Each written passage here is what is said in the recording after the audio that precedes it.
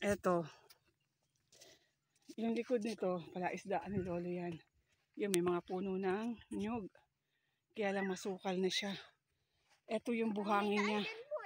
May daan dito? Oh, eto, tan yung buhangin, oh.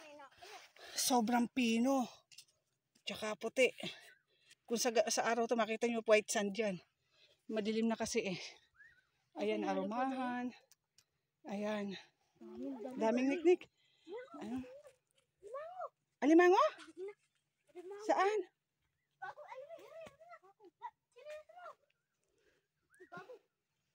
Saan? Nakuha nyo? Malaki?